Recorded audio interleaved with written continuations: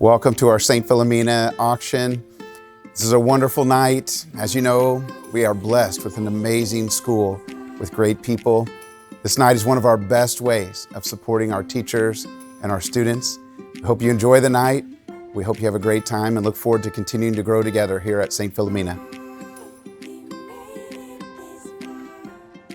When I attended, it was very strict. You didn't talk in the classroom. It was quiet. You didn't turn around in your seat. We had desks.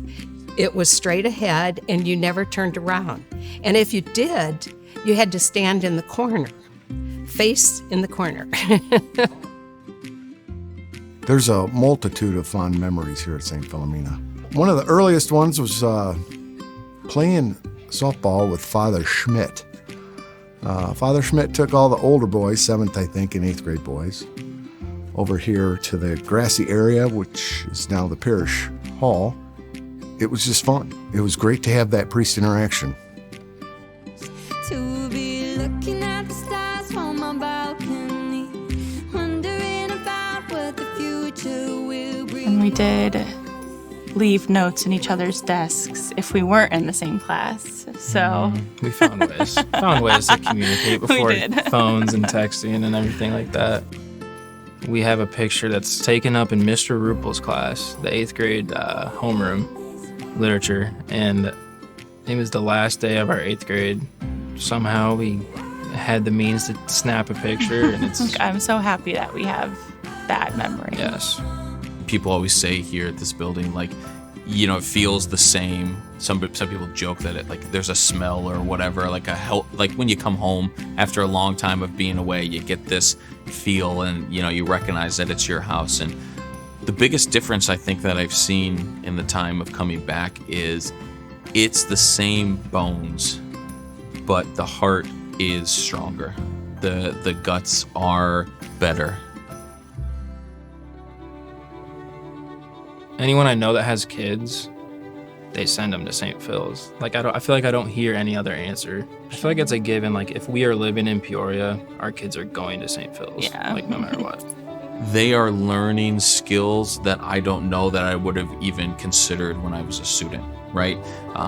Do we have a great academic program? We have an extremely strong math program, an extremely strong reading program. We do so much in small group and so much individualized to help our students out. But ultimately, the biggest thing that I see with our kids is we're teaching them real world, hands-on problem solving skills, right? Whether you go to our STEM lab, where it used to be literally desktop, old, big computers, and we were learning touch typing, to where we're at now, where they are programming robots to do things that I didn't even know robots were capable of doing, literally writing out the code. It's incredible. They're going to learn life skills. They're going to learn how to relate to other people as human beings. In other places I've been, those phones, they're on 24/7. I've never seen a kid on a phone here. Never. Even at reset, never seen a kid on a phone.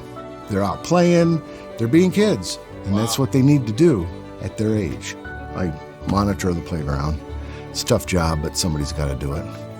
We don't discipline the kids that much. We want them to be kids, but at times you have to give them a little Dutch uncle talk, and here's what you have to do, you know?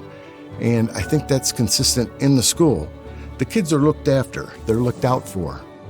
Majority of kids, they include everybody. They care about their schoolmates. When you speak to them, they're respectful. They look you in the face. In other places I've been, they didn't. I mean, it is a joy to work on that playground.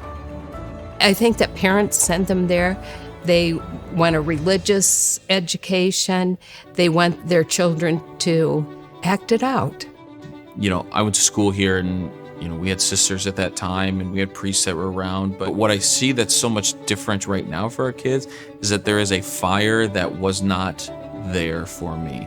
I felt when I was a kid that maybe I was being called to priesthood, maybe I was being called to something else, but it was never cultivated. It was never a thing that was even approachable for me.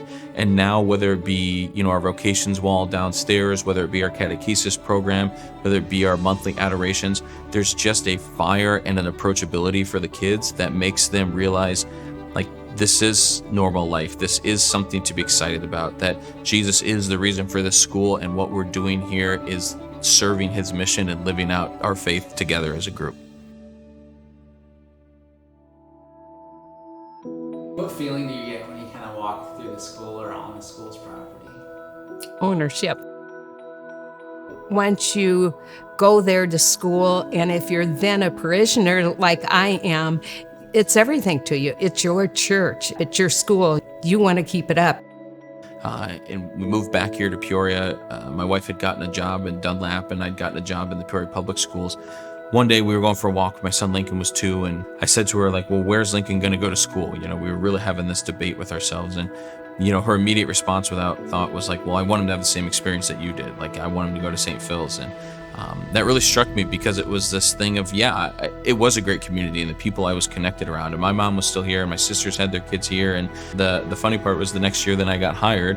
And it became obvious that this was home again. This was the place we needed to be. This was where I wanted my kids to grow up, the community I wanted us to be around, and I wouldn't want to be anywhere else. And I want to make sure that it's an absolute epitome of a Catholic school because it's my great responsibility as a former student and now with a parent and as the principal that this is the place that's got to be home for kids for years to come. I'm very, very happy about my kids going here and their kids going here, and hopefully their kids will go here. Several of my friends that I met here, I still hang out with them. Lifelong friends. And these kids here are going to have lifelong friends. My son, he went here, same thing. He has made friends here at St. Phil's that he still hangs out with. You have to have a good program. You have to have a caring community. Then you get those lifelong connections. You know, if I never moved to St. Phil's, I don't know if we would be together because it's it was such like a pivotal point in my life. To think that my kids could be taking a picture in the same class that I took a picture with her on my 8th grade year, especially because our daughters almost come into existence because of this place, because that's how we met.